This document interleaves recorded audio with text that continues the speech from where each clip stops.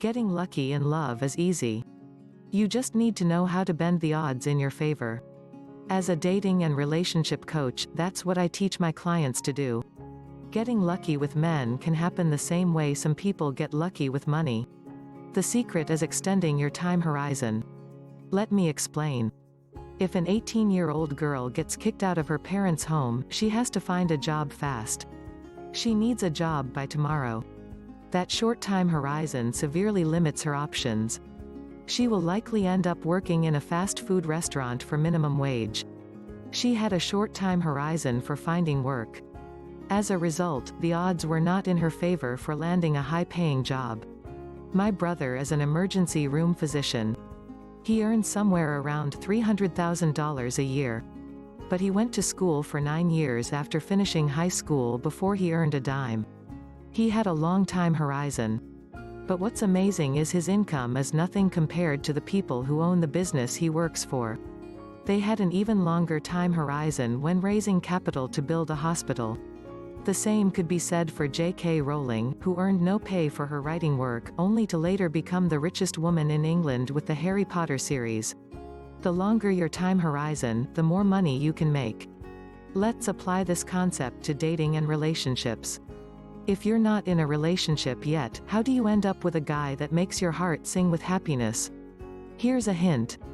It's unlikely to be the first guy you go on a date with.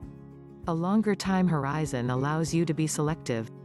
More specifically, it allows you to set standards that only the right kind of guy will strive to meet.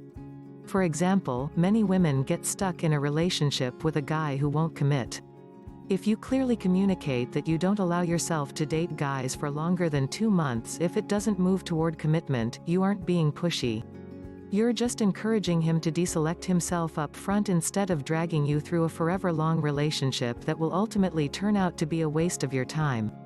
You might seem unlucky after 3 relationships end quickly under these criteria. But you'll seem extremely lucky 4 months later when you're in a fantastic relationship while your friend complains about her man stringing her along and refusing to be exclusive. Weddings rings. Here's another way to bend the odds in your favor. Show up at the same times and places as the quality men you want to end up with.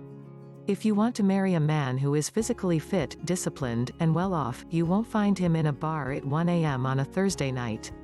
Rather, you'll find him at the upscale gym at 6 a.m. the next morning, jogging on a treadmill with a conveniently empty treadmill right next to him. Most women don't think this way. Is it luck or just good planning? I don't care what you call it. It works, and that's what keeps me employed. I have a lot more ideas where those came from, which brings me to another way you can bend the odds in your favor.